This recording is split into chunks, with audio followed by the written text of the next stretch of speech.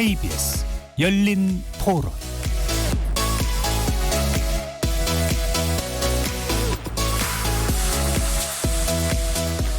안녕하십니까. KBS 열린 토론 정준희입니다.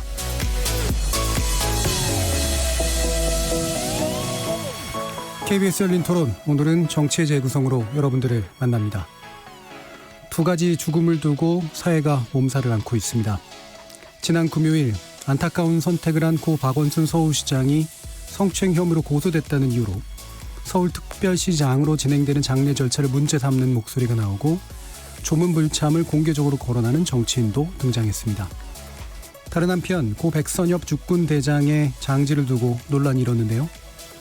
고인의 친일 행적을 이유로 현충원 안장에 반대하는 여론이 있기 때문입니다.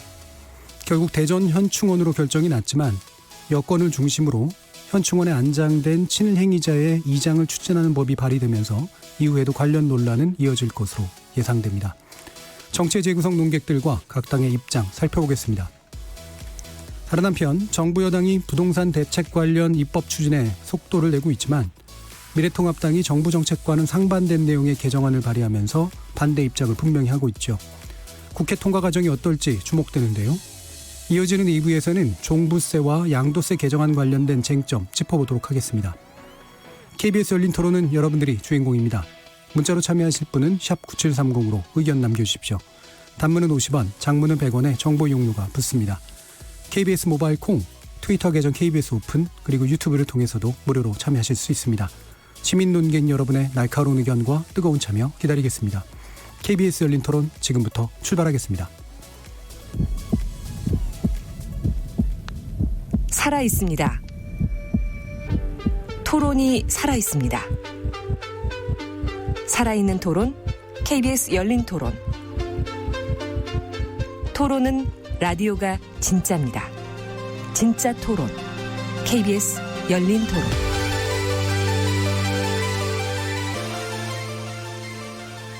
정치의 이면을 짚어 더 나은 정치적 이해를 돕고자 마련된 정치의 재구성, 함께해 주실 네 분의 논객 소개하겠습니다. 더불어민주당 장경태 의원 나오셨습니다. 네, 안녕하세요. 동대문을 장경태입니다. 이준석 전 미래통합당 최고위원 자리하셨습니다. 예, 안녕하십니까. 이준석입니다.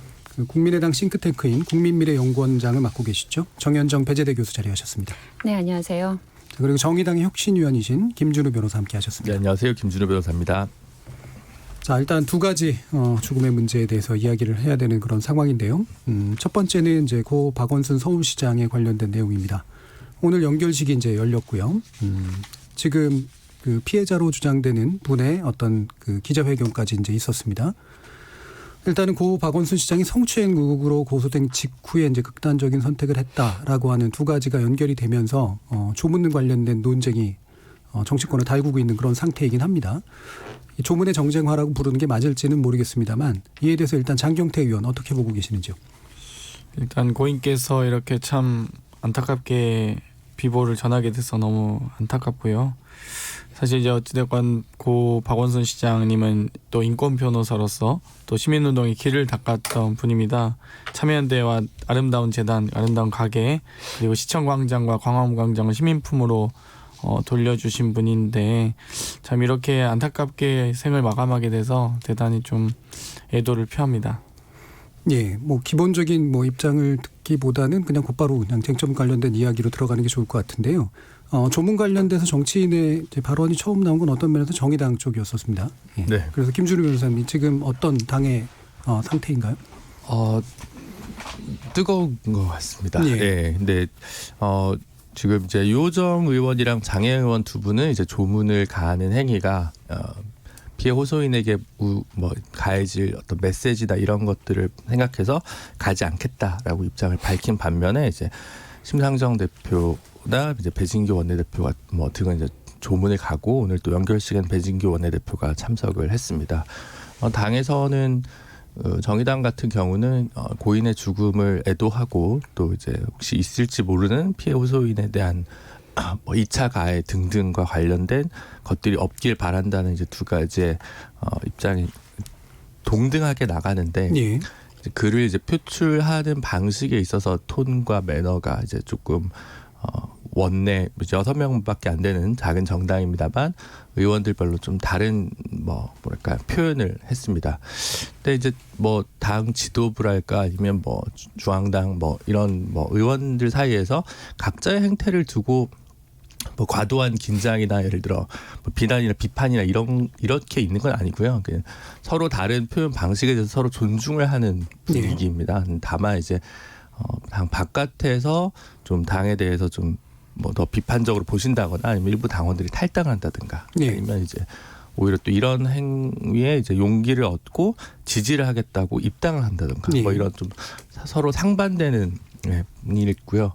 어떻게 보면 다른 당에서는 조문을 안 가기로 결정한 당과 조문을 적극적으로 이제 행한 당이 있는데 입당 탈당 얘기는 전혀 없는 그렇죠. 걸 보면 어떻게 보면 우리 사회가 이제 그 젠더 문제에 관한 어떤 리트머스 시험지 역할을 정의당이 하고 있구나라는 생각을 좀 많이 하게 되고요. 저 개인적으로는 뭐 고인에 대한 애도의 방식이 무엇이 적절한 애도의 방식일 것인가 그리고 이제 피해 호소인에 대한 윤리를 잘 지킬 그 두 가지 가치를 좀 잘 직조할 언어들을 사실 전 개인적으로 잘 못 찾고 있고 굉장히 괴롭게 주말을 좀 보냈습니다. 그게 솔직한 심정이고요. 뭐 어쨌든 이제 오늘 이제 발인을 하고 이제 뭐 선산에 아마 이제 뿌려주셨을 테니까 뭐 이후에는 좀 남아 있는 그 쟁점들을 산자들이 좀 잘 감당하고 책임져야 되지 않을까 싶습니다. 지금 약간 곤혹스러운 상태이실 거라 제가 추가로 질문드리는 게 맞을지 모르겠습니다만 일각에서는 이게 이제 정의당의 당의 색깔이 바뀌는 계기가 되지 않겠느냐, 정체성이 바뀌는 계기가 되지 않겠냐 이런 지적도 있어요. 근데 뭐 예를 들어 저도 이제 가만히 생각을 해봤거든요. 저라면 어떻게 했을까? 근데 만약에 이제 조문을 조문을 가고 별다른 이제 의사표명을 안 하는 선택지도 중간에 있었을 것 같고 조문을 안 가고 장혜영 의원이나 류호정 의원 같은 메시지를 오늘 이후에 냈었을 선택도 가능했었을 것 같거든요. 그런 네 가지 선택지 중에 무엇을 택할 것인가에 관한 문제가 당의 뭐 근본적인 정체성을 뒤흔들 만한 거라고 생각하지는 않고요. 다만 뭐 이렇게 좀 세대별로 혹은 성별로 그 어떤 그 표현을 할 것이냐와 관련돼서 어떤 행위를 할 것이냐와 관련해서 조금 가중치나 비중이 좀 다른 부분은 분명히 좀 이번 사태를 경유하면서 좀 확인되고 있는 부분은 있어서 말씀하신 대로 뭐 이전부터 페미니즘의 뭐 수용 수준 그리고 어떤 페미니즘을 뭐 진보 정당의 가치로서 내재화할 것인가와 관련해서 좀 정리되지 않은 쟁점이 있는 것은 분명합니다만 기본적으로 여성주의의 문제의식을 수용하는 것에 있어서 변화가 있었다거나 변화가 있거나 뭐 그럴 것 같지는 않습니다. 알겠습니다. 자, 이제 통합당으로 넘어가 보겠습니다. 통합당 같은 경우에는 애도를 표하면서도 이제 조문은 가지 않는 정도인데 또 개별적으로는 이제 조문이 또 수행되기도 했고요. 저는 뭐 제 스스로가 우선 저는 그냥 뭐 정당인 이전에 제가 살면서 그냥 부모님께 배운 대로 살아갑니다. 저는 그런 부분에 있어서는. 그래서 뭐 고인과의 인연이 없었던 것도 아니고 그렇기 때문에 저는 개인 자격으로 첫날 방문해가지고 조문을 하고 왔습니다. 그런데 우리 당에서 이제 김종인 비대위원장께서 초기에 갈 것처럼 이제 일정을 잡았다가 그 다음에 이제 안 가는 것으로 정리가 됐는데 사실 이 부분은 좀 아쉬운 부분이 있습니다. 왜냐하면 비판 역할을 하는 야당으로서 역할은 조문을 다녀오고 애도 기간이 끝난 다음에도 할 수 있는 부분이거든요. 그래서 저는 다들 이 문제를 너무 복잡하게 생각하고 있다. 그래서 뭐 아까 김준일 변호사는 뭐 당의 어쨌든 이념적 지향이나 아니면 앞으로 정책적 지향과도 엮어서 설명하셨는데 저는 조문에 있어가지고는 그런 거 고려하면 안 된다. 이런 생각을 하고요. 다만 이제 오히려 저는 뭐 박원순 개인의 도덕성에 대한 관심보다는 이제 통합당이 관심 가져야 될 부분은 이 피해를 호소하시는 분이 오늘 이제 공개한 여러 정황을 보면은 사실 본인이 억울함을 여러 군데 호소했음에도 불구하고 그것이 받아들이지 않았던 정황도 좀 있고 전 여러 가지 좀 살펴봐야 될 야당으로서 역할을 해야 될 구석이 좀 있습니다. 그렇기 때문에 저는 그 부분에 오히려 열과성을 다하기 위해서라도 조문에 대한 논쟁이나 아니면 그 박원순 시장에 대한 호불호 논쟁 같은 경우에는 최소화했으면 좋겠다라는 생각을 개인적으로 갖고 있습니다. 야당으로서 이제 비판 역할을 하는 게 조문 여부와는 이제 무관하게 진행될 필요가 있다라는 말씀이시잖아요. 그리고 뭐 가가지고 저는 조문하면서 의뢰 거기에 이제 언론에 관심이 많다 보니까 가서 정치인들이 자꾸 조문하는 현장에서 마이크 들이대는 한마디씩 하려고 하는데 그냥 전 뒷문을 갔다 뒷문으로 나왔습니다. 그게 사실 조문하면서 그 정치적 메시지 민주당도 과도하게 이 상황에서 뭐 피해 호소자에 대한 어떤 심정 고려하지 않고 뭐 다소 옹호적인 발언이라든지 또 고인만 너무 이제 띄우는 듯한 발언을 한다든지 이런 것들도 지금 상황에는 부적절한 지점이 있었다. 그래서 저는 이번에 좀 조용하면서도 뭐 개개인별로 애도를 하는 그런 형태의 조문들을 했어야 되는 것이 아닌가. 특히 이해찬 대표께서 하셨던 그 발언이라고 하는 거는 사실 그 자리에 있는 기자가 이렇게 질문했을 때 그런 정황을 질문했을 때 기자는 국민을 대신해서 물어보는 사람입니다. 국민들 중에 그런 걸 궁금해하는 사람이 있기 때문에 물어본 거지 뭐 이해찬 대표께서 묘사하신 대로 진짜 그 기자분이 뭐 가정교육을 덜 받아서 그렇겠습니까? 저는 그러니까 그런 그 비난도 좀 과도했다 이런 생각이라서 좀 이번에 안타까운 지점들이 많습니다. 서로 너무 예민해가지고 그냥 어릴 때 학교에서 배우고 가정교육 받은 대로 그냥 조문은 조문대로 하면 되는 건데 다들 매 행동에 정치적 의미를 부여해가지고 논쟁이 커졌습니다. 굉장히 예민해져 있다라는 그런 지적 맞는 것 같고요. 자, 지금 이제 국민의당 같은 경우는 안철수 대표가 어떤 면에서 보면 가장 강하게 입장을 정리한 상태인 것 같습니다. 정현정 교수님.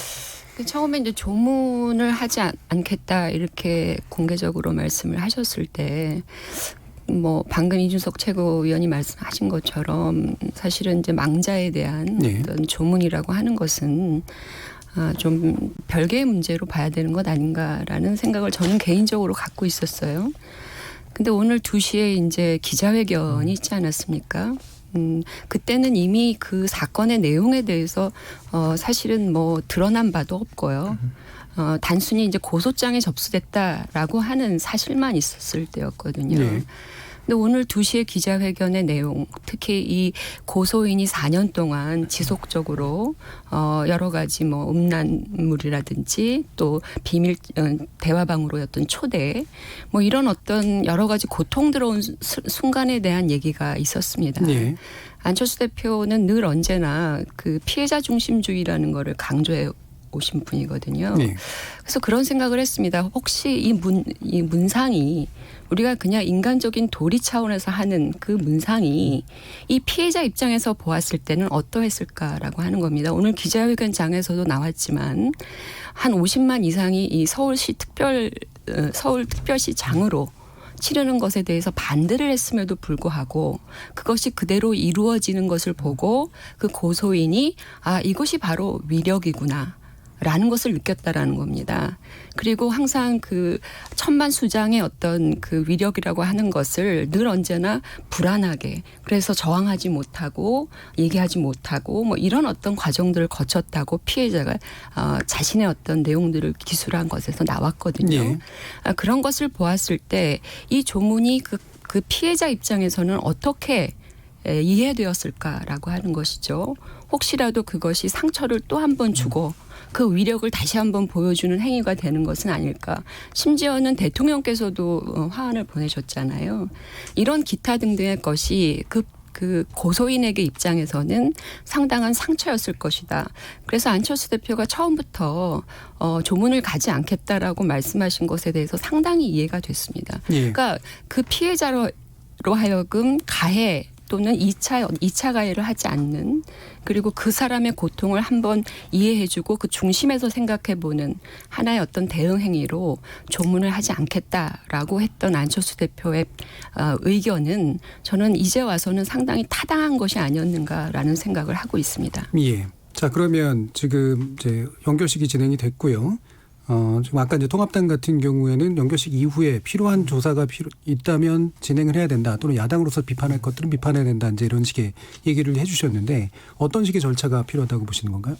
우선 이 사안에 있어가지고는 지금까지 열거된 사실들이 있지만은 결국엔 또 확인해야 될 사실들이 있습니다. 가장 대표적으로 지금 이제 각 언론에서 이제 보도가 조금씩 나오기 시작하는데 각각의 기관들, 그러니까 서울시 그리고 청와대, 경찰 등이 어느 시점에 각각 이 사안을 인지했고 어떤 경로로 이런 데이터가 전달되었느냐라는 것이 굉장히 중요하거든요. 왜냐하면 경로상으로 전달하면 안 되는 경로로 이제 전달된 정황도 지금 나오고 있습니다. 예를 들어 그 고소를 진행하신 분의 어쨌든 그 고소한 내용 자체가 그 사실 어쨌든 피고소인이라 할 수 있는 박원순 시장 측으로 빠르게 전달되었다는 의혹도 있는 것이고 지금 청와대 쪽에서는 공식적으로 부인하는 입장을 냈습니다. 청와대에서 지금 뭐 서울시 쪽으로 그런 입장이 전달된 것은 없다라고 하지만은 사실 박원순 시장께서 어떤 이 사건과 만약에 그 박원순 시장의 선택이 연관이 있다고 본다면은 사실관계 파악이나 이런 것들이 되기도 전에 너무 빠른 어떤 그런 행동을 하신 거기 때문에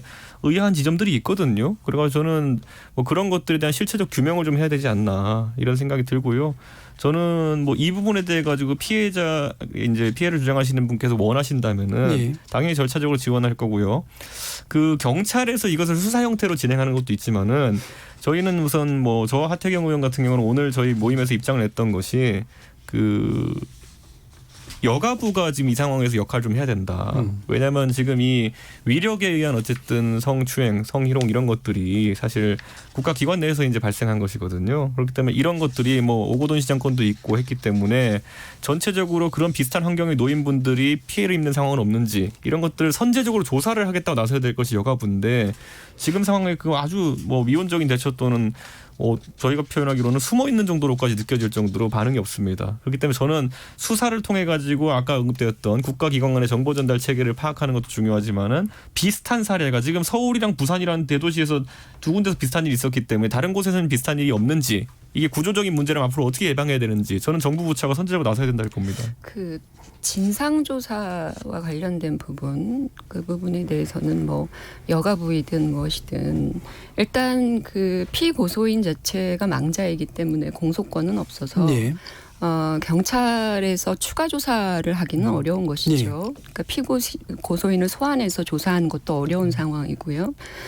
그럼에도 불구하고 경찰 스스로가 사실은 우리가 알고 있는 것 중에 하나가 뭐냐면 고소인이 하루 동안 조사를 받았어요. 그리고 본인이 그 휴대폰 내부에 그 뭐 텔레그램이라든지 여러 가지 자료들에 관해서 자신이 그것을 경찰에 자료로 들고 들어가기 위해서 사적으로 포렌식을 받아서 그 증거를 확보해서 경찰 조사를 임했다라고 저희는 그 언론에서 보도를 들었습니다. 네. 그렇다면 경찰이 실제로 지금 수집한 자료가 있을 거예요. 그 증거 자료들이 있을 거 아니겠습니까? 그러면 그 증거 자료에 입각해서 최소한 입장 발표는 있어야 된다고 봅니다. 경찰에서 도대체 자신들이 수집한 것이 무엇이고 어떤 내용을 갖고 있는 것이다. 그리고 그것에 근거해서 보았을 때 자신들은 어떤 입장을 갖고 있다. 이걸 경찰이 스스로 얘기를 해야 될 때가 왔고요. 또 하나 조금 전에 그 이준석 최고께서 말씀하신 것처럼 이게 사실은 지금 의혹이 불거진 것 중 오늘 기자회견장에서 불거진 겁니다. 그러니까 조사가 직접 조사가 수사가 이루어지기도 전에 사실은 그 고소장을 열람할 수가 없거든요. 경찰서로 가야 피고소인이 그 고소장 내용을 확인할 수가 있는 건데 박원순 시장은 경찰서에 온 적이 없어요. 그럼에도 불구하고 그 내용이 전달된 의혹이 오늘 제기가 된 겁니다. 기자회견에서. 네. 그렇다면 이것은 일단 기초조사를 한 것은 서울경찰청이잖아요. 그 기본 자료가 서울경찰청에 있었다라고 하는 겁니다. 서울경찰청이 청와대에 보고할 수 있습니다. 일상 보고로. 동향 그 부분은 보고. 많이 얘기됐으니까. 예. 그래서 그런 것도 있을 수 있고요. 아니면 어떻게 해서 이것이 피고소인에게 전달이 되었는지 되었다면 어떤 경도로 전달되었는지 경찰은 그 과정에서 무슨 역할을 했는지 이것을 스스로 밝혀야 될 거라고 생각이 되고요. 예. 그런데 경찰 스스로가 아무것도 지금 얘기를 하고 있지 않습니다. 예. 지금 또 하나는 그 진상조사 또 하나는 서울시의 경우에는 기본적으로 서울시에서 이게 그 피고소인이 이미 의견 전달을 한 바가 있잖아요. 예. 그럼 그 내용에 대해서 서울시도 스스로 입장 밝혀야 될 때가 온 거죠. 예. 알겠습니다. 지금 크게 한 세 가지 쟁점으로 정리를 하셨습니다. 두 분께서. 일단 한 가지는 지금 절차의 문제인데요. 예. 그러니까 고소장이나 고소 사실이나 이런 것이 피고소인에게나 아니면 기타의 국가기관에게 무리한 방식으로 전달된 것이 있는지 여부에 대한 부분이 있고요. 그다음에 이제 서울시나 또는 이제 관련된 내용에서 경찰이 수사에 관련된 입장을 발표해야 되는 것이 맞는지 또는 서울시가 이 부분에서 어떻게 처리하고 있는 것들이 맞는지라고 하는 부분에 대해서 뭔가가 드러나야 된다라고 하는 일단 얘기를 해 주셨습니다. 이 부분은 김준우 변호사님 어떻게 보세요? 그러니까 최장집 교수님 같은 경우는 이제 빈소에 와서 박 시장의 그때 그런 선택이 책임을 진 거 아니냐라는 어조로 얘기했다는 보도를 봤는데 근데 사실 많은 그러니까 말하자면 박 시장을 되게 생전에 고인을 존경했던 사람들은 이 선택 자체를 좀 납득을 못하는 게 있는 거죠. 그게 오히려 올고 준 방식에 책임지는 방식이 아닌 것 같다. 그래서 결국은 이와 관련해서는 이제 뭐 일정한 진실 규명을 방역과 재발 방지를 위한 제도 개선 방안이 마련하기 위한 뭔가 추가적인 조치들이 있어야 된다는 데는 이제 100% 동의를 하는데 예. 경찰 같은 경우는 현재 이런 관련된 사실을 공표하거나 이렇게 될 경우에는 예. 사실 권한 바뀌고 뭐 예를 들어 제가 경찰이면 제가 징계 먹는데 제가 어떻게 그런 선택을 하겠습니까? 경찰한테 그걸 요구하는 거는 좀 경찰 권한 바뀐 것 같고요. 이 문제를 뭐 이준석 전 최고위원께서 말씀하셨듯이 뭐 이렇게 뭐 여가부가 됐든 뭐 국가인권위원회가 됐든 뭐 국민고충처리위원회가 있는 국민권익위가 됐든 좀 피해자가 좀 힘들더라도 다시 한번 좀 그런 쪽에 진정이나 민원이나 문서를 좀 넣고 좀 이렇게 사건을 좀 진실을 규명하는 방식으로 좀 풀어갈 필요가 있지 않을까라고 생각을 하는데 동의합니다. 예, 장경태요.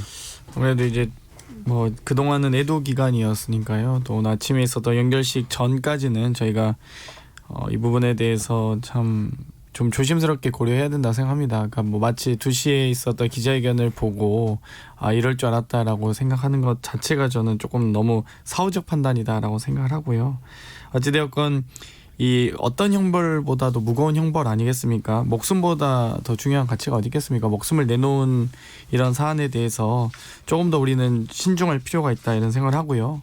또 한편으로는 일방적 주장에 대해서도 우리는 대단히 조심스럽게 생각했으면 좋겠다. 소위 이 공소권 없음이라는 이 법적 절차 또한 사실 알고 있는지 모르고 있는지는 모든 어떤 그 과정 자체가 이제 어찌됐건 고인의 몫으로 남겨졌기 때문에 밝히기도 쉽지는 않을 겁니다. 그리고 어찌됐건 청와대에서 지금 밝힌 바로는 전혀 전달한 바가 없다. 수사 내용에 대해서 전달한 바가 없다고 말씀하셨기 때문에 이 부분에 대해서도 저희가 현재 이거를 그러면 어떻게 밝힐 수 있으면 뭐 밝히는 노력을 하겠지만 지금 그런 상황은 아닌 것으로 지금 간주가 되기 때문에 최대한 우리 사회가 안고 있는 어떤 모순과 문제점들을 해결하는 방식으로 치유하는 것이 낫지 않을까. 그리고 그 과정에서 피해자 보호하고 또 피해자분의 의사를 좀 잘 우리가 고려해서 우리 사회가 좀 더 한 단계 성숙하는 계기가 됐으면 좋겠습니다. 저는 그런데 이번에 민주당에서도 해야 될 일이 좀 있지 않을까라는 생각을 하는 것이 저희가 지방선거가 끝난 지 딱 이제 2년 정도 지났는데 전국의 광역자치단체장 중에서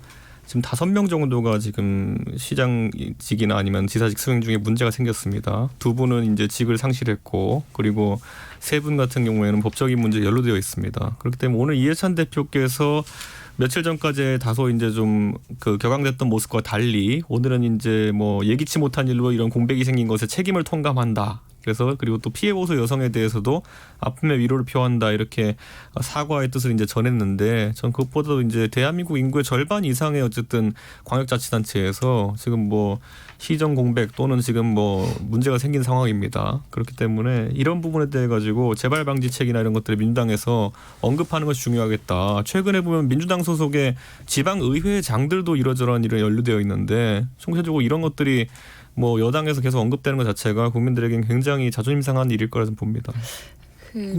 조금 조금 전에 그 뭐 경찰에 요구하는 내용은 기본적으로 피의 사실에 대해서 공표하라는 것은 아니고요. 일종의 경과보고를 국민의 알 권리를 존중하는 차원에서 어떻게 내부적인 그 뭐 예를 들면 어떻게 고소장이 접수됐고 뭐 어떻게 했고 이런 부분들에 대해서 절차적 내용들에 대해서 이야기를 해줄 수 있다라고 판단이 되고요. 그리고 가장 중요한 것은 사실은 우리가 국민권익위이든 무엇이든 조사기관이 있어서 객관적 조사를 할 수 있다면 참으로 이것은 다행스러운 일일 거예요. 그럼에도 불구하고 이번 사건에서 그 고소인이 느꼈던 가장 큰 단어는 불신이거든요. 법과 제도의 영역에서 사실은 자신이 당하고 있는 피해가 제대로 밝혀지거나 전달되지 못하거나 또는 가해했다고 생각하는 사람이 처벌받지 못하는 그 현실을 목도한 게 이번 고소인의 입장이거든요. 예. 그렇다면 이렇게 그 고소인 입장에서 국가기구에서 이런 불신을 갖고 있는 또 다른 국가기구, 예컨대 여가부는 이때까지 뭘 한 거죠? 이런 직장 내의 성적인 위력에 의한 어떤 성추행과 폭력의 문제는 굉장히 많이 제기가 되어 있어요. 여가부가 한 번도 그걸 조사한 적이 없거든요. 이제 와서 조사한다. 사후 약방문이죠. 그러니까 이런 국가기구나 제도에 대한 피해자들의 불신, 이런 것들이 있다라는 점을 감안한다면 과연 그런 방식의 조사 사후 대책이 얼마나 실효성이 있을까라는 판단도 저는 필요하고요. 아까 말씀드린 것처럼 최소한 이 문제를 처리하는 경찰과 또는 서울시 해당 기관에서 서울시는 젠더 특보도 있었던 기구예요. 그렇다면 젠더 특보는 뭘 한 거죠? 라는 거죠. 예. 그럼 이런 부분들에 대해서만 설명을 해주어도 된다라는 예. 것이고요. 권한 이상의 것을 요구하는 것은 아닙니다. 예. 그래서 아까 이제 윤석 최고도 그 예민해져 있다라고 하는 그런 얘기를 해주셨는데, 그러니까 서로 간에 약간 죄수의 딜레마적인 그런 상황들이 좀 일부 있어서요. 이 부분이 이제 고소인 같은 경우도 개인에 대한 신상이 과도하게 노출되지 않는 게 맞고, 그 다음에 지금 어떤 면에서는 방어권을 상실한 상태인 이제 고인 같은 경우에도 사자에 대한 명예훼손이라든가 이런 여지들을 이제 줄이면서 실제로 구조적인 문제가 뭐가 있었는지라고 하는 것들을 좀 차분하게 해결해내는, 여기에 과도하게 또 언론이 개입해가지고 정쟁화시키지 않는 이런 방식의 어떤 절차들이 필요할 것 같은데, 그게 어떻게 이제 좀 진행될 수 있을지는 좀 더 좀 지켜봐야 될 것 같습니다.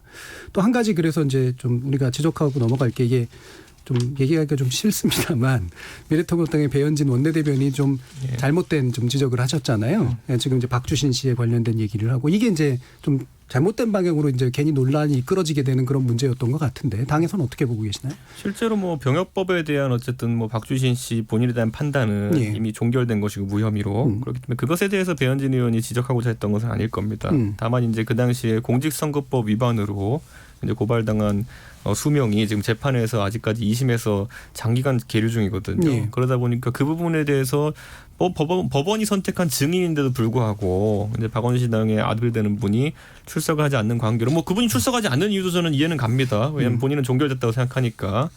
그렇지만 그렇기 때문에 그런 부분 의혹 규명하는 데 있어서 마침 귀국하셨으니, 왜냐하면 지금까지는 뭐 자료를 송달하려고 해도 거주지가 불명이라든지 아니면 뭐 행방불명되었다는 식으로 이제 해서 이 조사에 참여하지 못했던 것도 있으니까요. 그런 부분 해소해라 정도의 메시지였는데, 이제 뭐 그것이 또 다른 음모론을 제기하고 의혹을 제기하는 것으로 비춰지기 때문에 다소 이제 무리였다라는 지적도 있고, 저는 뭐 이게 뭐 당내에서 비중 있게 다뤄진 주류 의견은 아니고, 배현진 의원 자체도 당의 대변인 직함을 갖고 있지만은 본인이 SNS 통해 가지고 이런 것들을 개진하고 있거든요, 의견을. 그러다 보니까 저는 뭐 이거는 그다지 커질 논란은 아니다 이렇게 봅니다. 여기 뭐 사실 얘기만 듣죠. 2013년에 이미 무혐의 난 일을 가지고, 사실 이 당시 2014년부터 시작된 무분별하고 사실 악의적인 비난과 공격들이 있었거든요. 여기에 대해서 왜 굳이 법정까지 출석해서 도와줘야 되는지, 그리고 그 부분은 배현진 의원 본인 스스로도 아마 납득이 안 되실 거예요. 그래서 좀 이 부분에 대해서는 좀 제대로 된 팩트 체크는 하시고 논의를 하셨으면 좋겠고요. 사실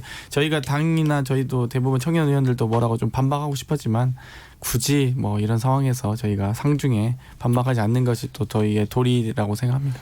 그런 알겠습니다. 건 있는 것 같아요. 그러니까 뭐 인터넷 상에서 주말 사이에 좀 아닌 것으로 확인된 여러 가짜 정보가 많이 퍼졌습니다. 예를 들어 뭐 피해 고소인의 변호사가 강용석 씨다. 피해자가 뭐 나경원 전 의원의 보좌진 출신이다. 이게 다 가짜로 판명났죠. 반면에 또 피해자가 여럿이다라고 했는데, 오늘 기자회견에서 이제 할 때는 자기가 알고 있는 사람은 없다.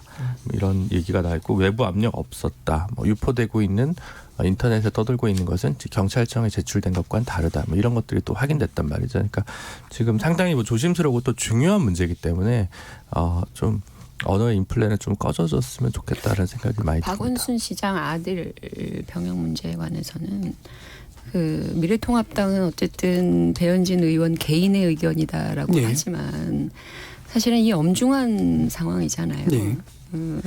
서울시장이 작고를 하고, 또 어떤 위력에 의한 성폭력 피해자의 어떤 피해 증언이 있고, 뭐 이런 상황에서 과연 그것이 중요한 문제였던가, 특히나 1심에서 무죄까지 난 사건이면 이것을 굳이 끌어내는 어떤 배현진 의원에 대한 당내에서 사실은 엄중한 경고나 문제 제기가 있어야 된다고 보거든요. 무엇을 위한 문제 제기인가라는 것이죠. 그래서 이럴 때일수록 미래통합당, 또 특히 야당들은 이 사건의 핵심을 명확히 보고 그것에 대한 어떤 명확한 조사와 이런 것들을 요구하는 것이 더 맞는 것이다. 현재 상황으로서는 부적절한 행위였다고 봅니다. 알겠습니다. 자, 지금 일부 시간이 얼마 남지 않아서요. 고 백선엽 장군에 관련된 이야기로 이제 들어가게 될 텐데요. 이게 이제 두 가지 사건, 두 가지 죽음이 사실은 뭐 동일한 방식의 어떤 것들은 아니기 때문에 이렇게 동일선상에서 놓고 얘기할 문제는 아닙니다만 마침 이제 시기가 이제 겹쳐서 나오게 된 문제들이 좀 있습니다. 그래서 지금 여야 정치인들은 이제 조문은 했고요. 다만 이제 장지를 두고 이제 여론이 몇 가지 부딪힌 측면들이 좀 있어서 이 부분에 대해서는 어떻게 보고 계시는지 각 당의 의견을 먼저 좀 들어보죠. 일단 이준석 최고. 예, 저는 역시 또 집에서 배운 대로 여기도 조문 갔다 왔습니다. 예, 그런데 사실 이 백선엽 장군의 상가에 가서 느꼈던 것은 사실 아까 진행자께서 말씀하신 것처럼 공교롭게도 그 박원순 시장의 상과 시기가 겹쳤는데 저는 여기에 대해서도 이제 뭐 이 언급하는 사람들 일관성을 같이 가져가야 된다. 왜냐하면은 백선엽 장군에 대해 가지고 안장지를 정하고 안장의 형태를 정하는 문제에 있어 가지고 최근에 갈등이 있었을 때 그때 이제 민주당 쪽에 계신 분들이 주로 이야기했던 것이 과가 있으면은 그 공을 덮을 수 있다는 취지로 이야기하셨거든요. 무슨 말이냐면은 그 친일의 행적이라는 것이 만주군의 소위로 복무한 이력이 있다고 한다면은 그분이 뭐 낙동강원 전투에서 대한민국을 살렸다 하지라도 국립묘지 안장하는 것은 문제가 있다 이렇게 제기하셨고 실제로 이제 파물법이라고 이름 지어진 이장법안까지 만들었거든요. 예. 지금.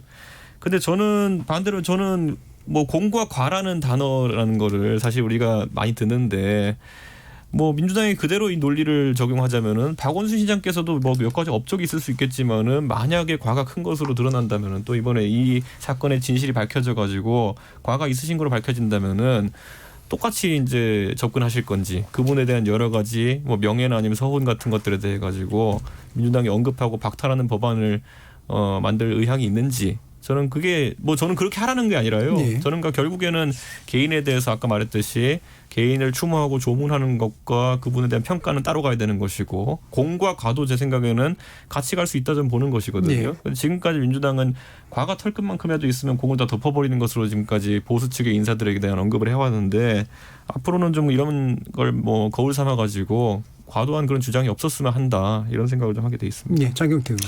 뭐 제가 공과를 나누자는 건 아니고요. 뭐 그렇다고 해서 백선엽 장군님이 과가 많고 박원순 시장님이 공이 많아서 그렇다 이런 얘기가 아니고요.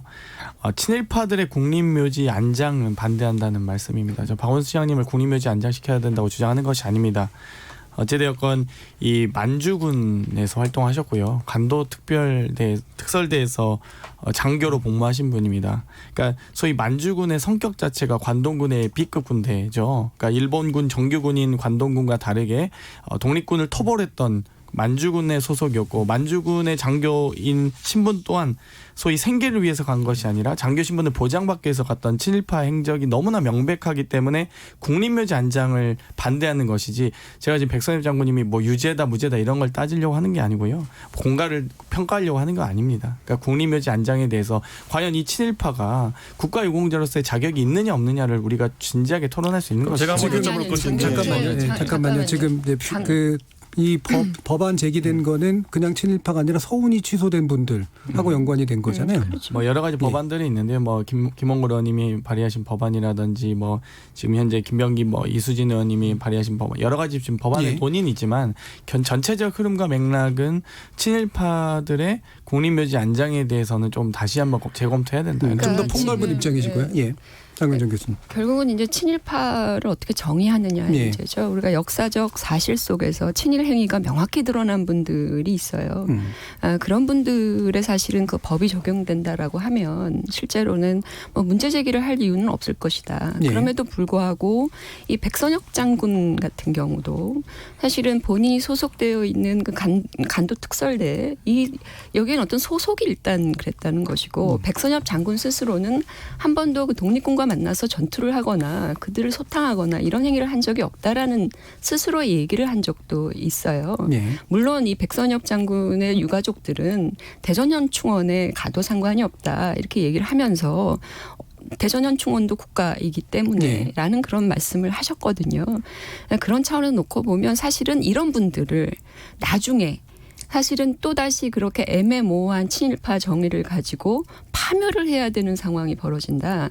이것이 논란의 핵심적인 문제가 될 수 있는 거거든요. 그러니까 민주당이 사실은 어떤 의도에서 민주당 의원들이 그런 법안을 발의하는지는 취지는 알겠지만 그것을 명확히 하고 엄격히 해야 예. 사실은 이것이 논란의 여지를 불러일으키지 않을 뿐만 아니라 소위 또 국론 분열이 될 수도 있는 거잖아요. 예. 또 이념으로 나뉘어 진영으로 나눠서 또 대립하고 뭐 이런 식의 더 이상 국가 통합, 국민 통합에 도움이 안 되는 그런 정쟁화될 수 있는 이슈가 될 수 있기 때문에 그 정의에 대해서는 엄격해야 한다라는 그런 말씀을 드려요. 사회적으로 합의할 수 있는 명확한 정의가 있으면 모르겠는데 그렇지 않은 상태다라는 그런 지적을 방금 제가 한 가지만 더 던자면요. 예. 예를 들어 그 아까 정현주께서 언급한 것처럼 백선엽 장군의 행적에 있어가지고 구체적으로 그 소속되어 있던 부대 간도특설 때 이제 위관급 장교로 복무했다는 것이 문제라 가지고 파묘를 해야 되고 그리고 그것이 이제 국민묘지에 안장되지 못하는 조건이라고 한다면은 저는 민주당에게 묻고 싶어요. 그럼 기에 안장되신 분들 중에서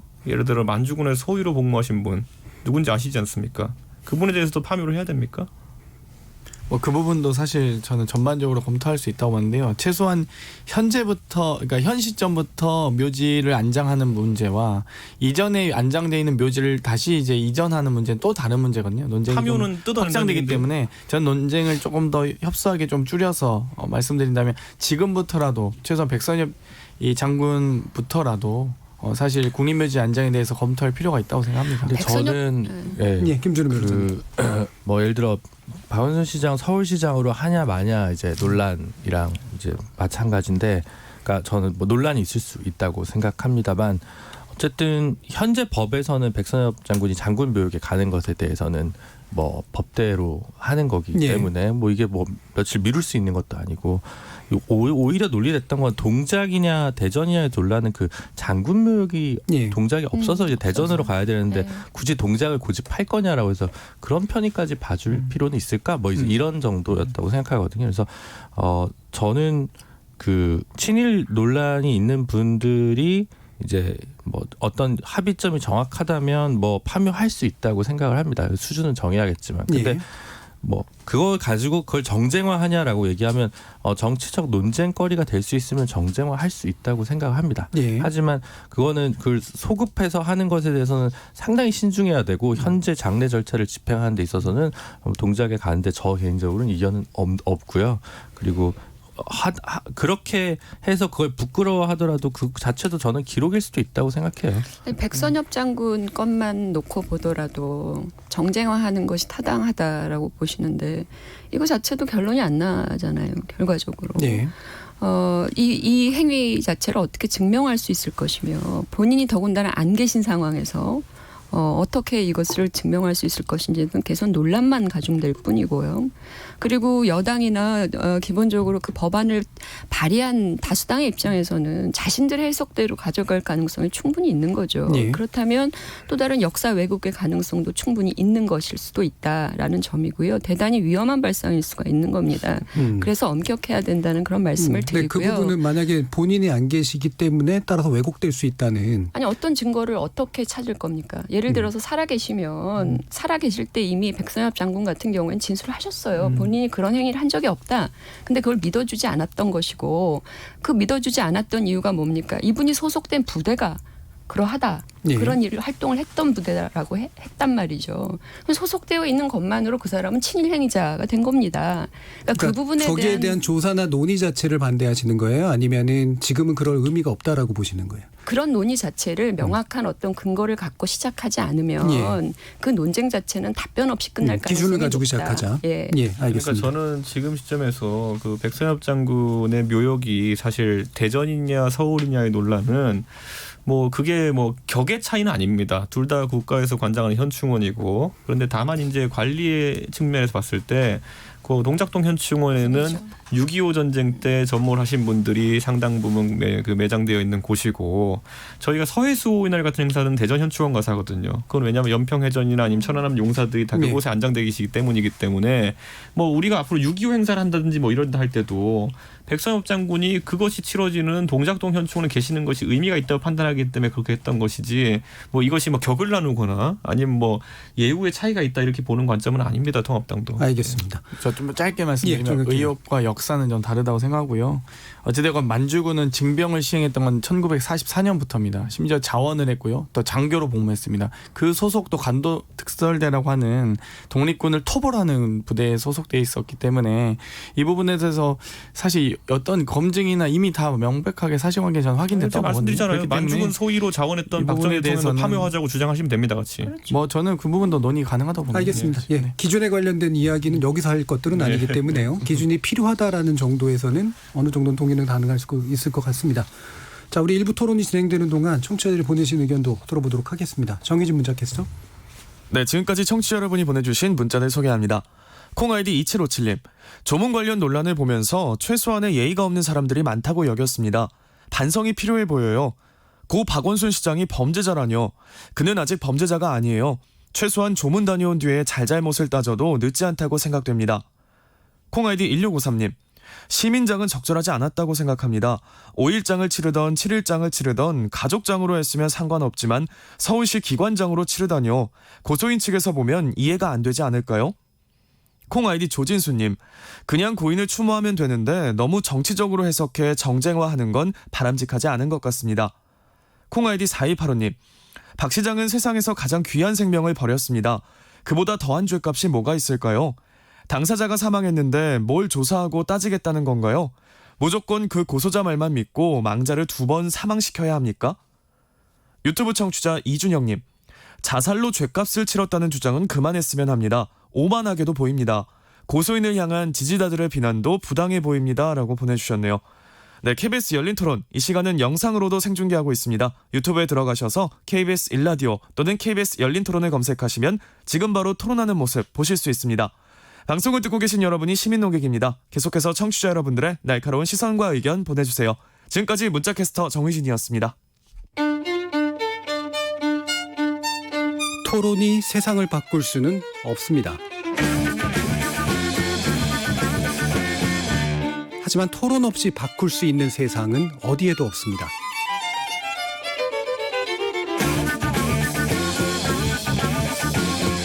세상의 선한 변화를 갈망하는 당신.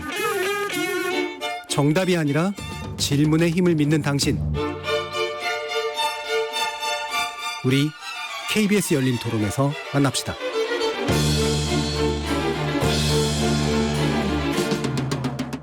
KBS 열린 토론 월요일 코너 정치의 재구성 함께하고 있습니다. 김준우 변호사, 정현정 배재대 교수, 이준석 전 미래통합당 최고위원, 장경태 더불어민주당 의원 이렇게 네 분과 함께하고 있습니다. 이분은 부동산 관련된 입법으로 이야기가 진행이 될 텐데요. 일단 여당 같은 경우에는 종부세, 양도세법 개정안 통과를 7월 임시국회 내에 하겠다라는 게 목표인데 지금 야당 같은 경우에는 그거하고 상당히 다른 결의 이제 반대 입법을 추진하고 있는 그런 상황입니다. 장경태 의원, 일단 여당 입장에서 임시국회 통과하겠다라고 보시는 이유 뭡니까? 이제됐건 지금 이제 부동산 대책을 많이 좀 발표를 해왔습니다. 이 부동산 문제는 결국 민생 경제와 직접적인 연관이 있는데요. 이번 개정안에는 3주택 이상이나 조정 대상 2주택 이상 소유자에 대해서 6%까지 인상하는 안과 함께 또 1세대 1주택 보유한 만 60세 이상의 고령자에 대해서 세액 공제율을 또 높여줘야 되지 않겠습니까? 정말 내 집 마련의 꿈으로 평생 살아오신 분들을 위해서 세액 공제율을 높이고요. 또 장기 보유 세액 공제나 연령별 세액 공제를 한도 또한 또 70에서 80%로 상향하는 것들을 골절하는 이 개정안들. 그래서 실수요는 보장하고 투기 수요는 좀 억제하는 이런 개정안으로 보시면 되겠습니다. 지금 이제 그 임시국회 내 통과를 하려면 사실은 이제 야당과의 협의가 필요한 건 분명히 사실이잖아요. 근데 지금 이준석 최고위원 쪽 미래통합당에서는 상당히 결이 다른 이제 반대 입법을 지금 추진하고 있는데 어떻습니까? 저희는 이거 대책을 보고요. 뭐 사실 아까 장경태 의원이 취지 자체를 이제 뭐 그 부동산 안정을 위해서 이렇게 한다는 취지로 이야기했는데 이건 외견상으로도 그렇고 내용을 봐도 증세 대책에 가깝습니다. 예. 실제적으로 이렇게 하면 어떻게 부동산이 거래가 활성화되고 매물이 나온다는 건지에 대해 가지고 지금까지 반복했던 실패를 또 반복할 가능성이 있습니다. 왜냐하면 지금 뭐 사실 호가만 지금 들쑥날쑥하고 매매가 이루어지는 정황은 굉장히 적게 이루어지고 있는데 그렇다면 여기서 집을 좀 더 내놓기 쉽게 만든다든지 이런 것도 있어야 되거든요. 그런데 이제 더 가지고 있으면은 더 세금을 때리겠다. 더 징계하게. 이거는 지금까지 한 번도 먹힌 적이 없는 전략이에요. 그러니까 현금이 풍부한 오히려 부자들 같은 경우에는 그냥 들고 끌어가고 있습니다. 이 규제라는 것이 뭐 적응해 나가는 그런 또 추세를 보이거든요. 그렇기 때문에 저희 통합당에서는 사실 의원들이 이제 뭐 이거 지역구가 또 이제 강남 지역구들 위주로 이제 의원들이 발표하신 거긴 한데 결국에는 종부세율을 낮추고 그리고 뭐 일부 의원들 같은 경우에는 양도세에 대해 가지고 오히려 특혜를 줘가지고 거래를 활성화시키자. 거래가 활성화되게 되면은 이게 지금 호가만 들쭉날쭉한 상황에서 벗어나서 실거래가가 정확하게 형성이 되어 갑니다. 이게 부동산 가격 안정이 굉장히 중요하거든요. 사실 아무도 안 사면서 공허한 호가만 지금 이제 부동산 밖에 크게 써붙이는 이런 상황들이 반복되는 것도 심리에 상당히 영향을 주거든요. 때문에 저는 실거래를 활성화시킬 수 있는 방법들이 오히려 미래통합당에서는 관심을 갖는 지점이다 이렇게 봅니다. 지금 이제 일단 생각해 보면 양당의 입장을 보면 지금 민주당에서 추진하고 있는 것들은 다 틀어막은 형태이기 때문에 실제로 압박은 가해지지만 거래가 활성화될 것 같다는 느낌은 안 받고요. 근데 또 미래통합당에서 내건 걸 보면 압박이 약한 느낌 같은 게 좀 있거든요. 그래서 그 부분에 대해서는 어떻게 보시는지. 일단 뭐 정부 여당은 7월 달에 입법안을 통과시킨다는 입장이기 때문에 현재 뭐 원 구성상 통과가 될 수 있을 거라고 봅니다. 뭐 미통당에서 어떤 대안을 내어놓았지만 실제로 이제 7월 입법은 그렇게 갈 가능성이 높은데요. 일단 6.17 이후에 최근에 나온 대책을 조금 살펴보면 변화는 좀 있는 것 같습니다. 그러니까 우리가 지난 시간에 실수요자들 또는 1가구 1주택자들을 옥죄서는 안 된다라는 얘기했고요. 제가 뭐 취등록세 얘기도 하고 뭐 그랬습니다. 그래서 아마 정부에서 이제 투기나 다주택자 중심으로 이제 세율을 인상하고 또 더 세게 옥죄이는 이게 이제 후속 조치의 핵심적인 내용인 것 같아요. 근데 이제 문제는 그렇다고 해서 이 1가구 1주택자들을 미통당은 사실 이 부분을 뽑아내서 여기를 이제 아예 과세 대상에 포함시키지 않겠다라고 얘기를 한 게 미통당의 입장인데 사실은 슬쩍 이렇게 이번에 그 후속 조치에 들어가 있는 내용 중에 종부세 인상이 있어요. 그것은 1가구 1주택자도 종부세가 낮게는 0.1%에서 0.3% 이게 이제 실제 액수로 얘기하면 한 1년에 1조 정도가 된다는 겁니다. 총액상. 예, 총액상. 그래서 이것이 지금 이중서 최고에 말하는 일종의 이게 증세를 이번에 반영한 것이 아니냐라고 해서 사실 미통당도 이걸 얘기를 하는 것 같은데요.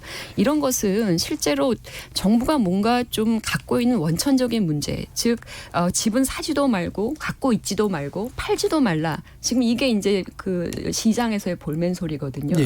그럼 이 부분에서 어떤 부분을 일정 부분 완화시키는 것이 사실은 후속 조치에 포함되어 있어야 될 텐데 거기에 하나를 더 얹습니다. 이른바 이 증세. 라고 하는 것이죠. 그래서 이 부분에 대해서는 좀 비판적으로 볼 가능성이 높고 시장에 크게 영향을 또 주지는 않을 것이다. 그런 판단을 지금 내리는 이유이기도 하죠. 김준우 의원님. 저는 계속 주문했던 그 전월세 상한제 부분이 물론 그게 아마 민주당에서 막 박주민 의원이나 뭐 이런 분들이 따로 발의를 하고 있어서 빠진 것 같은 것 같습니다만 그 부분이 꼭 같이 좀 처리가 되지 않으면 정말 집 없고 이제 주거권이 좀 위협받는 분들 이게 좀 어쨌든 풍선 효과가 전월세 인상으로 미치지 않도록 하는 부분에서 그 부분이 꼭 같이 들어갔으면 좋겠고요. 그리고 왜 중국 자본이 전 세계 투자를 막 하다 요즘 좀 회수돼서 좀 낮습니다만 캐나다 예를 들어 캐나다에서 이제 집값이 엄청 올랐을 때 밴쿠버 쪽에 거기서 이제 외국인 취등록세를 별도로 15%를 받다가 나중에 20%를 올리고 거기 거주하지 않으면 빈집세를 또 연 2%를 따로 받는 규제 정책을 실시했거든요. 외국인 부동산 투자에 대해서 뭐 우호적으로 보시는 분들도 있겠습니다만은 저는 이제 주거 문제와 관련해서 그 부분도 좀 사후적으로 규제가 좀 더 강화됐으면 좋겠다. 저는 어쨌든 실수요자는 충족시키되 부동산을 통해서 부자가 되고 부동산의 거래가 활성화되고 부동산업이 비중 있는 하는 게 자본주의의 건강한 발전을 해친다고 생각합니다. 그래서 그런 부분과 관련해서 부동산을 어느 정도 좀 시장으로서의 부동산은 좀 억압될 필요가 있다라는 견지에서 그런 주문들도 정책 당국에서 앞으로 향후 같이 고려해 줬으면 하는 바람입니다. 문재인과 경제를 해치고 있나요? 자, 이 부분은 지금 김준우 변호사님하고 이제 이준석 전 최고의 의견이 저희 정반대 입장에 있는 상태이긴 하고요. 장경태 의원 어떻게 방금 얘기 나온 것에 대해서 보완하실 거 있습니까? 뭐 어찌됐건 이 소위 부동산인 같은 경우는 뭐 돈 버는 불로소득 아니겠습니까? 그러니까 기업 활동을 위축시키면서 기업에 투자될 수 있는 돈들이 다 부동산에 온다면 우리 대한민국 경제의 불행이기도 하죠. 그런데 다만 저도 모든 이 내 집 마련의 꿈 그리고 내가 살고 있는 집이 좀 가격이 올랐으면 좋겠다. 이것 자체를 다 투기 수요라고 보지는 않거든요. 좀 지난주에 이준석 최고가 이야기했듯이 당연히 내가 살고 있는 집이 가격이 오르면 좋겠죠. 그런데 그 단순히 그런 모든 어떤 이 집 자가를 보유한 분들이 모두 그런 마음을 갖고 있는다면 이건 대한민국 어쨌든 우리 부동산 정책 자체가 다 마비되는 상황을 이룰 수 있기 때문에 저는 이런 그런 어떤 의지와 의사들을 충분히 감안하면서 이 부동산 대책을 해야 되는 부분이 좀 어려움이 있기 때문에 아마도 앞으로는 이 투기 과열 지역과 투기 조정 지역과 앞으로 이 다른 지역에 대해서 정책이 좀 선별화되면서 좀 다양화되면서 아마 이런 문제들이 좀 더 해결될 수 있을 저는 여당이 그런데 부동산 정책에 대해 가지고 사실 개발을 통해 가지고 지역의 가치가 상승한다는 것이 진짜 이 투기 수요에 의한 것이 아니라 실제 수요에 의한 것이라면은 정책 기반자들이 추구할 방법이긴 하거든요. 저는 그 장경태 의원은 한번 물어보고 싶은 게 여당은 부동산 가격을 낮추기만 하는 게 방법이라 봅니까? 아니면은 균형을 맞추는 게 중요하다 봅니까? 예를 들어 동대문 지역구로 지금 삼고 있는데 이곳에 부동산이 과평가돼 있다 보십니까? 아니면 더 올라야 된다 보십니까? 그런 수요들을 충분히 감안해서 정책을 아니 속시원하게 말 못하시잖아요. 그거 말씀하셔야지 정책 방향이 결정될 거거든요. 동대문 집값을 올리시겠습니까? 내리시겠습니까? 가격이 오르면 다 좋아하시겠죠. 당연히. 올리실 겁니까? 가격만으로 올리는 것이 저는 좋다고 생각하지는 않고요. 결국 집 없는 사람들이 또 1가구 1주택 보유하신 분들이 충분히 내 집 마련의 꿈을 이루어갈 수 있도록 균형을 맞추는 것도 대단히 중요하다고 생각합니다. 부동산 소유 자체를 뭐 투기시하거나 사실 우리가 많은 물건들과 어떤 소유 내용들이 있습니다. 그것이 이제 시장에 내놓아질 때도 있고요. 뭐 금도 있고 뭐 여러 가지 있지 않습니까? 근데 그것이 어쨌든 시장의 수요와 공급의 원칙에 따라서 가격이 급상승하거나 그럴 수 있어요. 가격이라고 하는 것은 오르고 내리는 그 시장의 원칙에 따라서 변동이 가능한 거죠. 그런데 오히려 이 정부에서 그 정부가 시장에 개입을 해서 사실은 가격을 올린 거거든요.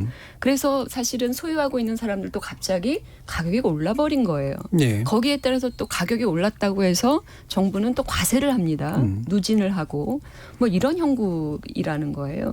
정부가 개입을 해서 시장에 오히려 가격 상승을 유도하는 것에 대해서 김준우 변호사님 이게 과연 이게 시장 개입이 타당한 건지 우리가 좀 봐야 되는 거라는 거예요.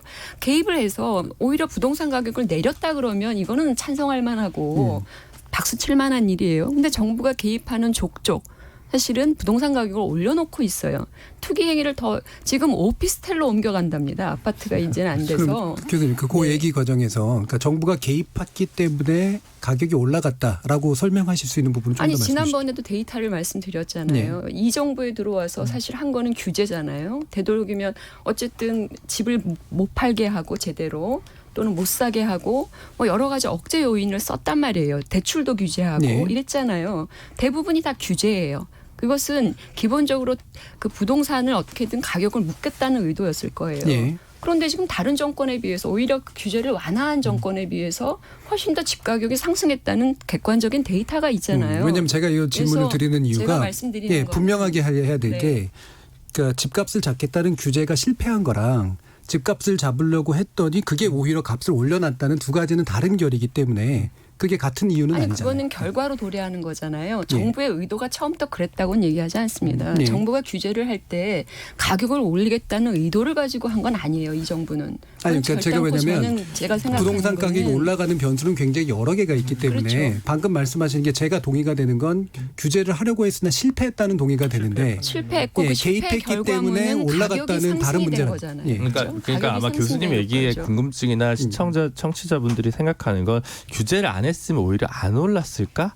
라는 이제 질문에서 이제 나오는 거죠. 이제 예를 들면 그동안 20몇 개가 없었으면 오히려 이제 이만큼까지는 오히려 안 올랐을까? 아니 그 얘기는 뭐냐면 다시 한번 말씀드리면 그 규제가 어떤 방향이었냐라고 하는 거예요. 사실은 시장에서 공급을 쪼이면 우리가 상식적으로 어떻게 됩니까? 가격이 올라가잖아요. 그렇잖아요. 공급은 적어지는데 수요는 많아지는 상황이라 하면 우리 상식적으로 올라가는 겁니다. 근데 이 정부의 기본적으로 규제 정책은 공급을 옥죄는 성격의 예. 정책이었잖아요. 그러니까 귀결되는 건 뭡니까? 가격이 오르는 걸로 당연히 시장의 원칙에서 오를 수, 이건 상식적인 내용이잖아요. 그것이 정부가 의도했던 것이 아니라도 공급을 쪼이면 당연히 가격이 올라가게 되어 있는 거라는 말씀을 드리는 거고. 제가 이 부분은 부동산 전문가가 아니시기 때문에 제가 굳이 더 이렇게 더 질문을 드리진 않겠는데 왜냐하면 변수가 되게 여러 가지가 있기 때문에 그래서 교수님 말씀하시는 것에 예를 들면 부동산 정책에 최소 5가지 고려 조건이 있는데요. 예를 들면 공급 물량에 대한 부분도 있지만 인허가, 예를 들면 용적률이나 용도 변경이나 뭐 주거나 뭐 용적률에 따라 다 다르죠. 예.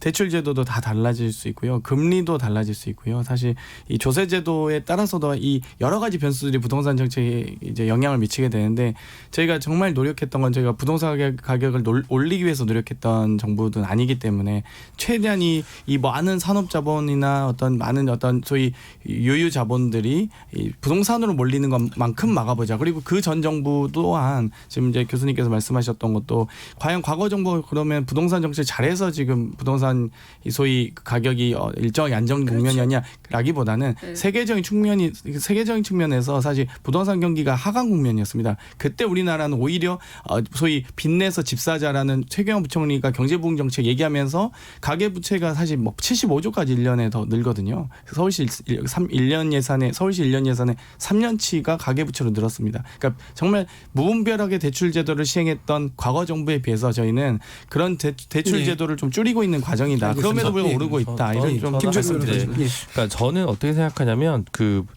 정부가 값을 내려가면 대출하신 분들도 부담이 되고 그러면 악성 대출이 되면 금융권도 부담이 되고 그렇기 때문에 그냥 여기서 유지하는 것도 어떻게 보면 뭐 자기의 뭐 자산이 뭐 준다고 생각하시는 분들도 있겠지만 유지한다 정도의 시그널로 규제를 냈더니 다 잡겠다는 건 아니구나, 내리겠다는 건 아니구나라고 시장에 시그널을 주면서 그 정책의 그 사각지대 규제가 좀 완화된 지역으로 계속 자본들이 몰려가면서 이제 올라간 게 아닌가라고 생각을 하고 있습니다. 그래서 규제가 항상 더 부족했다는 거죠. 저는 이제 그런데 이제 우리가 이걸 가격을 일률적으로 뭐 30평대가 얼마냐, 오르면 좋고 오르면 안 좋고 떨어지면 좋은 거냐 이렇게 나눌 것이 아니라 제가 아까 장경태 의원한테 다소 곤란할 수 있던 질문을 던진 게 뭐냐면은 지금 서울 시내에 있는 이 많은 이제 주민들이 느끼는 바가 뭐냐면은 주거 환경이 딱히 개선된 건 없는데 가격만 오른다 이거예요 보면은. 근데 이게 뭐냐면은 사실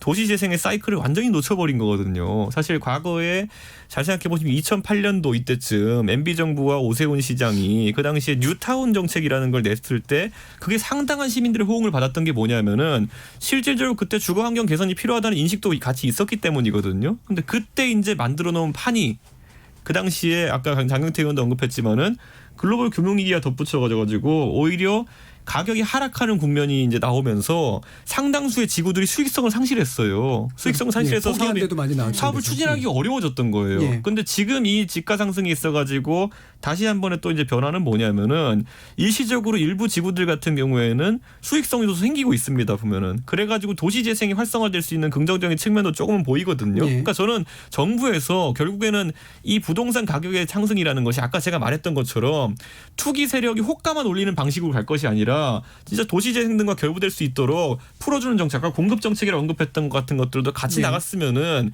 다소 이제 이런 불안감이 그냥 호가만 오르는구나 이런 불안감이 덜할 텐데 지금은 집은 계속 낡아가는데 가격은 오르는 기현상 속에서 이게 버블이라고밖에 말할 수 없는 상황이 생기다 보니까 우려가 있는 것 같습니다. 그래서 저는 아까 장 의원이 5가지 이제 뭐 요소들 정책적 수단들 얘기했지만은 그 중에서 아까 용적률이라든지 아니면 규제 해제 측면에서도 정부가 검토할 수 있는 건 검토해야 되고 뭐 이율 같은 경우에는 지금 뭐 경제 상황에서 건드리기가 어려울 겁니다. 그렇기 때문에 좀 현실적인 도시 재생과 그리고 가격 잡는 정책을 같이 버무려서 좀 갔으면 좋겠다. 지금은 너무 가격에만 그 지표상에 왜냐하면 제가 봤을 때는요 이 호가 들쭉날쭉하는 건 있잖아요. 아무도 못 잡아요 그거는. 지금 어떤 뭐 주식이 공모가의 3배로 뛴다 해가지고 그게 실제 가격이라 보는 사람이 누가 있겠습니까? 아니 근데 실거래를 보면 네. 그게 이제 온전히 호가라고만 볼 수 없는 게 제가 최근에 네. 이제 네. 집을 매도하고 매수하는 1가구 1주택자입니다. 저는 고위공직자 그건 고백해야죠. 네, 고백해야 되죠. 세금 많이 내시는데. 네. 근데 이걸 보니까 실제로 이제 지금 말씀하신 것처럼 시장에 사실은 허수가 사실 가격 상승의 하나의 어떤 네. 단면태인가 저도 사실 의심을 갖고 접근을 했어요. 근데 가서 실제로 보니까 실제로 호가에 준하는 정도의 실거래 가격이 형성이 되고 있는 거예요. 시장에서. 게다가 이제 대출이 막혀 있기 때문에 사실은 현금을 갖고 있지 않거나 또는 뭐 어디서 뭐 부모에게 뭐 약간 그 빌려서 갖고 오거나 이런 능력이 없다면 그걸 살 수가 없는 거예요. 그러니까 사실은 굉장히 불안해지는 거예요. 내가 막상 집을 살아야 되는데 이걸 집을 살 수 없다라고 하는 이 불안감이 제가 볼 때는 정부가 이때까지 이 불안감에 대한 여러 가지 시그널을 계속해서 주어왔고 그것이 말씀하신 것처럼 실제로는 가격을 허수가 아닌 실거래가를 올리는 방향으로 가고 있는 내용들이 저는 체감을 해서 아까 말씀을 드린 거예요. 알겠습니다. 예, 장경태 의원. 뭐 일단 이준석 최고가 얘기했던 뉴타운 방식에 대해서 사실 주거환경 개선 효과가 있었다고 하는데 전 정말 없었다고 좀 말씀드리고 싶은 게요. 단지 그러니까 주택 매매 가격의 상승이 있었습니다. 그러니까 내 집이 결국 재개발이 되면서 소위 2억짜리 자기 빌라 혹은 그 낡은 주택이 10억짜리 아파트로 변신하지만 그 과정에서 우선 분양권 줘도 그분이 원주민들이 사실 우선 분양을 받아서 들어갈 수가 없거든요. 가격이 너무 상승하기 때문에 대부분 다 원주민들이 시외로 내몰리는 어떤 현상들 많이 일어났었습니다. 그렇기 때문에 사실상 그냥 주택을 판매하는 정도, 가격이 상승하는 정도의 이득만 있었지 주거환경 개선의 효과는 없었다 이렇게 말씀드릴 수 있을 것 같고요. 이 소위 주택을 공급하는 방식에 대해서도 사실 여러 가지 방식이 있을 수 있습니다만 만약에 저희가 뭐 지금 3기 신도시까지 발표는 했습니다만 소위 강남으로의 쏠림 현상을 막기 위한 이 현상에 대해서 혹은 정말 좋은 주거 환경을 가진 이 지역 위주로 이 편성되어 있는 부동산 소위 경기들 부동산의 어떤 지표들을 어떻게 이제 막을 수 있을 것인가가 결국 이 조세와 대출 제도였거든요. 그렇기 때문에 이 부분에 대해서 다른 또 이 지역의 소위 풍선 효과가 소위 위에서 이 가격을 누르면서 아래 소위 좀 저가의 주택 시장까지도 올라왔던 건 저는 좀 반성해야 된다 본다. 오히려 7, 8억, 8, 9억대 아파트뿐만 아니라 1, 2억 빌라들까지 2, 3억대로 좀 상승했던 것만큼은 저는 좀 이제 반성해야 된다 보면서 그렇기 때문에 무주택자나 1가구 1주택자에 대해서 한 최소 2억이나 뭐 2억 정도 이하에 대해서 대출 제도는 좀 더 완화해야 된다 이렇게 말씀드리고 있는 거거든요. 김준우 변호사. 주거 품질의 양극화 현상이 오히려 심하다고 오늘 중앙일보에서도 기사가 하나 난 건 있어요. 집 아닌 집 컨테이너나 이런 데 사시는 분들의 퍼센트가 좀 늘어났다. 그러니까 그런 임대주택 공급과 관련해서도 정부가 좀 더 기민하게 적극적으로 더 많은 좀 해야 되는 건 맞고요.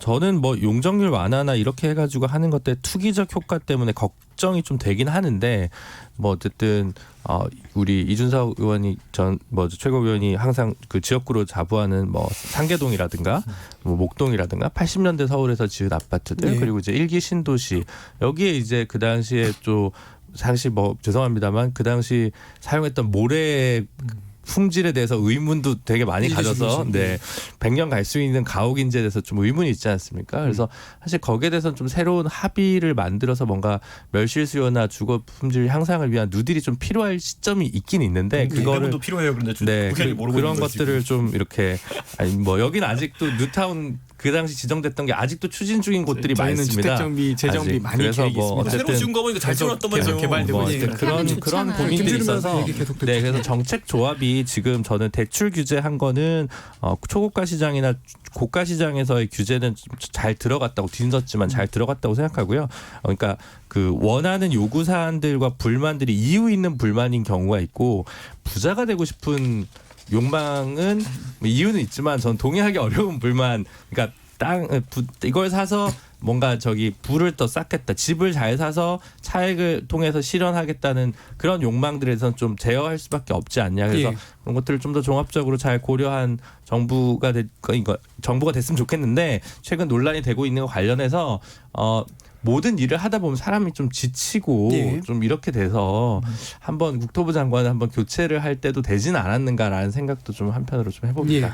마침 그 얘기가 나와서요. 마지막 마무리는 그거 가지고 얘기를 해보죠. 정부의 대책이 어떤 데서 나와야 되느냐라고 하는 건데 일단 이제 김현미 장관에 대한 경질성 어떤 조치가 필요한지에 대한 의견도 좋고요. 아니면 다른 의견도 괜찮습니다. 예. 경질이라기보다는 이제 교체가 필요한 게 아니냐. 예. 지금 초대 장관이잖아요. 굉장히 오랫동안 재임을 했고 물론 일관성, 정책의 일관성이라고 하는 차원에서는 역할이 있을 수도 있겠으나 이게 지금 번번이 실패의 평가들이 돌아오고 있다 그러면 저는 계속해서 움직이지 않는 이 정부의 부동산 정책의 기본적인 기조를 다시 한번 되짚어서 바꿔줄 수 있는 최소한의 변경을 가할 수 있는 그리고 시장과 또는 일반 시민들이 생각하는 실질적인 내용으로 바뀔 수 있다면 기조를 과감하게 좀 변경할 수 있는 그런 새로운 지도부 또는 새로운 전문가가 장관으로 교체되는 것도 문재인 정부에 나쁠 게 없다라는 것이죠. 이미 나쁜 피해들은 다 드러났고 얘기가 나올 만큼 나왔으니까 좀 일종의 그 일신은 좀 바꿔서 분위기 전환해서 갈 수 있는 방법으로라도 개각의 내용에 김현미 장관은 반드시 좀 교체되는 게 어떻겠는가 그런 생각이 있습니다. 교체는 동의해도 교체 방향에 대해서는 아마 다를 것 같은데 장경태 의원님. 저는 일단 일관된 정책을 위해서라도 교체해서는 안 된다고 보긴 하는데요. 어찌되었건 5년 정권도 버티는데 1, 2년 장관을 못 버티겠습니까? 그렇기 때문에 오히려 또 다른 측면에서는 시장에 좀 오히려 부정적 시그널을 줄 수 있다. 이번 정부가 이제 또 이 정책, 부동산 정책을 좀 포기하네? 이렇게 보일 수도 있기 때문에 저는 좀 일관된 정책과 의지를 좀 보여줄 필요는 있다. 다만 이 역할과 포지션에 대해서는 좀 달라질 수는 있다고 봅니다. 그게 잠깐만요. 어떻게 달라지는? 다른 역할을 하실 수도 있겠죠. 그게 잘 되면 뚝심이고요. 안 되면 김현미 똥꼬집이에요. 장관이 다른 역할을 가지실 수는 있다. 네, 교체가 됐든 아니든 간에. 예. 사실 그러니까 저는 지금 시점에서 뭐 주택 정책에 대해 가지고는 김현미 장관이 컨트롤 타워였냐라는 생각을 하게 됩니다. 네. 주무부처 장관이긴 하지만은 청와대에서 김수현 정책실장 등이 과거에 네. 발언한 것도 있고, 그래서 청와대가 아주 강한 그립을 가지고 이 문제를 다뤄왔다 이렇게 보고 있고요. 만약에 지금 시점에 김현미 장관에 대한 문책성 인사로서 이게 분위기가 반전된다고 본다면은 저는 그건 아니란 인식이고. 네. 저는 그거야말로 이제 삼국지연이 나오는 그거 아닙니까? 청와대에서 불러 가봤더니 자네에게 빌릴 게 하나 있네. 뭐 이런 거 아닙니까? 근데 저는 그런 정도의 상황으로는 해결이 안 될 거다 이렇게 보고, 우리가 오늘 언급했던 여러 정책이 있어 정책 전환의 가능성을 보여주는 게 중요하지 않냐. 그래서 저는 그것을 발표하는, 전환을 발표하는 분이 김현미 장관이든 청와대인지 그건 관계없고, 다만 지금까지 아까 장경태 의원이 결국에는 뭐 사실 뚝심에 해당하는 것이 중요하다는 취지로 이야기했는데, 원래 잘 되면 뚝심이고 안 되면 똥꼬집입니다. 그렇기 때문에 좀 전환할, 그런 정책 전환할 시기가 된 것이 아닌가. 아니, 얼마 전에 나오셔서 변화 없습니다 그랬는데 그분이 전환을 말씀하실 수 있을까요? 김현미 장관이. 예. 또 시키면 할 것 같아요. 그런 얘기도. 그렇죠. 어쨌든 부동산 정책은 이제 잘 되면 안 오르거나 거래가 한동안 끊기는 거는 정부를 시험하는 시장의 인내라고 보거든요. 저는 올해 이제 시장에서 거래 자체가 좀 많이 줄었기 때문에 작년 12월 대책은 괜찮았다고 저는 좀 평가하는 쪽입니다. 그래서 지금 조금 더 강한 정책을 잘 했으면 좋겠는데, 문제는 작년 12월 대책에서도 법안 통과가 안 돼서 그대로인 상황이 좀 있는 거잖아요. 그래서 행정부나 뭐 국토부에서 할 수 있는 게 있고 국회에서 할 수 있는 게 있는데, 국회가 작년 분위기가 그랬습니다. 표 때문에 못할 거다. 그리고 실제로 표 때문에 떨어진 분이 뭐 김부겸 의원도 사실은 부동산 정책 때문에 떨어졌다고 평가를 많이 받고요. 분당이나 뭐 강남 이쪽 용산 다 마찬가지 아니겠습니까? 선거 지났으니까 이제는 좀 뚝심 있게 민주당이 좀 개혁을 좀 더 강한 개혁을 방안을 좀 법안으로 보여줬으면 좋겠습니다.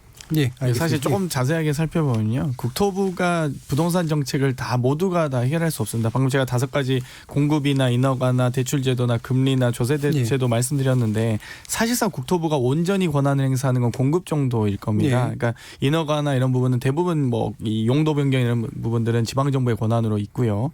대출제도나 금리나 조세제도는 사실상 기재부가 권한을 가지고 있지 않습니까? 그렇기 때문에 온전히 이 국토부만의 책임으로 할 수도 없고요. 사실 이 경제부처와 국토부가 함께 공조해서 알겠습니다. 잘 해결해야 된다고 생각합니다. 그래서 청와대 얘기를 또 하셨던 것 같아요. 대통령을 문책하자는데요. 지금? 알겠습니다. 자, KBS 열린 토론 월요일 코너 정치의 재구성 오늘은 이 정도로 마무리하겠습니다. 오늘 토론 함께해 주신 장경태 의원, 이준석 전 최고위원, 정현종 교수, 김진웅 변호사 네 분 모두 수고하셨습니다. 감사합니다. 네, 감사합니다. 저는 내일 저녁 7시 20분에 다시 찾아뵙겠습니다. 지금까지 KBS 열린 토론 정준이었습니다.